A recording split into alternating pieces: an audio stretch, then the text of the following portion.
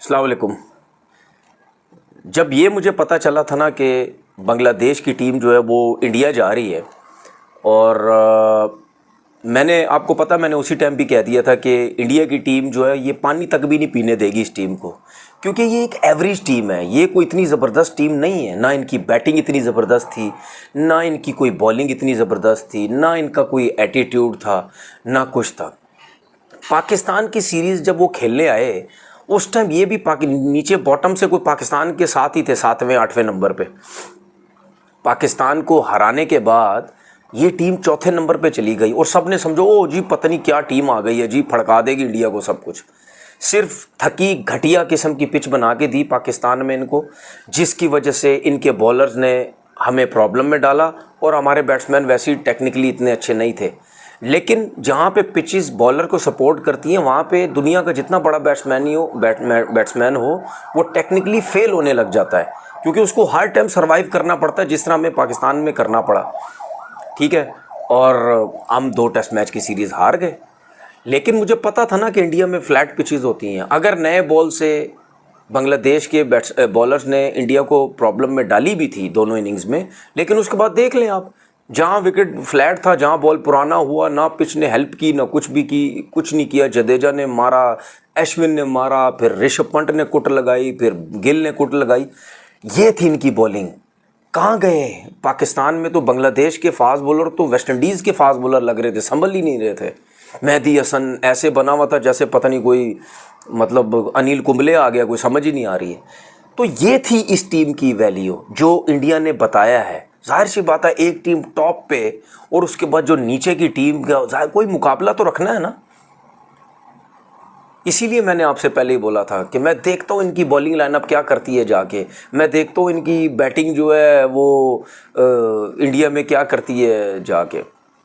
जब आज match start हुआ है, पहला घंटा जो खेले उसमें सिराज की मैं थोड़ी सी बात करूँगा कि शांटू को उन्होंने पहली इनिंग में जो है वो ओवर द विकेट आउट किया, जिस पर ड्राइव मारने गए। मुझे ऐसा लगता है कि देर लगा दी सिराज ने, उसी एंड से करते रहे, ओवर द विकेट करते रहे। जब एक बैट्समैन आउट होता है ना किसी बॉलर से, वो नेक्स्ट इनिंग में कोशिश करता है कि मैं दोबारा इससे आउट नहीं हूँ, जिसकी वजह से वो आउट नहीं हो। और सिराज की जो लेंथ है वो भी थोड़ी पीछे थी, जिसकी वजह से वो छोड़ता रहा। पीछे लेंथ ही जाने दिया, क्योंकि हमेशा जब आप किसी भी बैट्समैन की स्लिप लगती है या आउट होता है, वो हमेशा उसका बल्ला निकलता है, जैसा पहली इनिंग में निकला।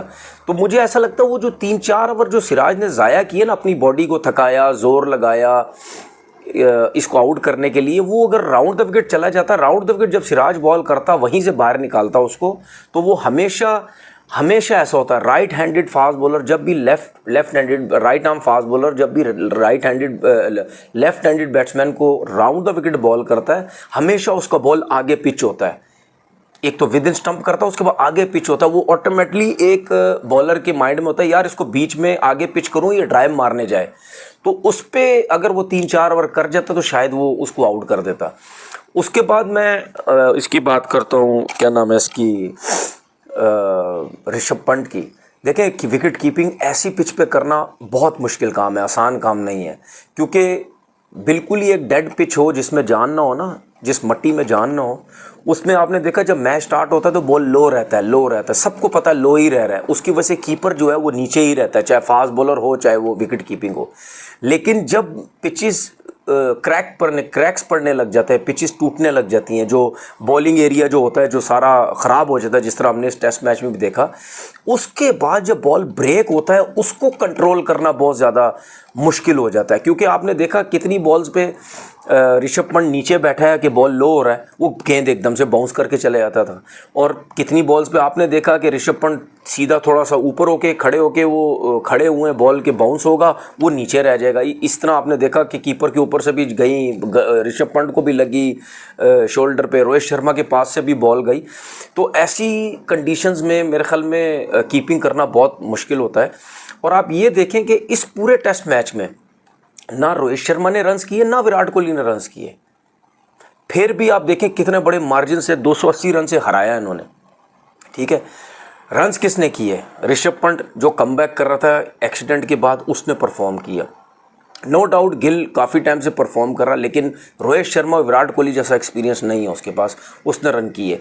और सबसे बड़ी बात ये चले ऋषभ पंत और गिल तो है ही बैट्समैन ना, वो तो फिर भी रन कर सकते हैं, लेकिन जब मुश्किल में टीम थी पहली इनिंग में, जिस तरह अश्विन ने 100 किया है और जिस तरह जडेजा ने 100 किया है, ये इनकी वजह से मेन जो इंडिया की जो पोजीशन स्ट्रांग हुई है ना, वो अश्विन और जडेजा की वजह से हुई है। उनकी वजह से ही रन्स बहुत अच्छे हो गए और आपके सामने एवरेज बॉलिंग नज़र आई, एवरेज एटीट्यूड, सब कुछ था ही नहीं बांग्लादेश के अंदर। तो वहाँ से जाहिर सी बात है फिर मैच तो जीतना था ना। फिर उसके बाद जिस तरह आपने देखा, जिस तरह बॉलिंग हुई इंडिया की तरफ से पहली इनिंग में भी, दूसरी इनिंग में भी, आज जो है अश्विन ने 6 आउट किए। मैंने आपसे पहले ही बोल दिया था कि मैन ऑफ द मैच जो है वही है। जडेजा ने भी जो है वो 3 आउट किए। अब ये जो बांग्लादेश की टीम है, इसको देख के लगता है ये चौथे नंबर की टीम है। मतलब ऐसे हो गए थे जैसे पता नहीं ऑस्ट्रेलिया को भी मार देगी, इसको भी मार देगी। अगले टेस्ट मैच में भी यही हाल होना है इनका, यही हाल होना है इनका, क्योंकि इनमें कुछ भी नहीं है। ये ऐसी टीम नहीं है कि ये इंडिया जैसी टीम का मुकाबला कर सके, इनमें इतनी एबिलिटी नहीं है। और इंडिया की क्यों मैं बात करता हूँ, मुझे खुशी होती है, चाहे इंडिया पहले नंबर पे है, चाहे कोई भी हो, चाहे इवन पाकिस्तान भी हो पहले नंबर पे। आपने ऐसा ही हाल करना होता है जो आपसे कम टीम होती है, आपसे हल्की टीम होती है। हमेशा दुनिया को बताना चाहिए कि भाई हम बेस्ट हैं, हम बेस्ट हैं। और मैं आपको एक चीज़ बताऊं, हो सकता है शायद मैं गलत हूं, मेरी बात सही ना हो, जिस तरीके से इंडिया क्रिकेट खेल रहा है ना, मुझे ऐसा लगता है ये टेस्ट चैंपियनशिप का जो फाइनल है वो भी इंडिया ही जीतेगी, जो मुझे ऐसा लगता है। क्योंकि उनका जो टीम की कॉम्बिनेशन है सही है, जो बॉलिंग है उनकी, जो बैटिंग है उनकी, मेरे ख्याल में इसी टीम को जो है वो फाइनल जीतना चाहिए। और देख लिए जो मैंने बातें बोली थी, इंडिया इनको पानी भी नहीं पीने देगा, इनको हिलने भी नहीं देगा, वही सब कुछ हुआ है। और अश्विन को मेरी तरफ से बहुत बहुत मुबारकबाद हो कि मतलब यानी one of the best player, मतलब इंडिया कह दे या वर्ल्ड कह दे, बैटिंग में भी एज अ स्पिनर भी, आई थिंक ज़बरदस्त परफॉर्मेंस उन्होंने दी। अपना बहुत बहुत ख्याल रखिएगा। अल्लाह हाफिज़।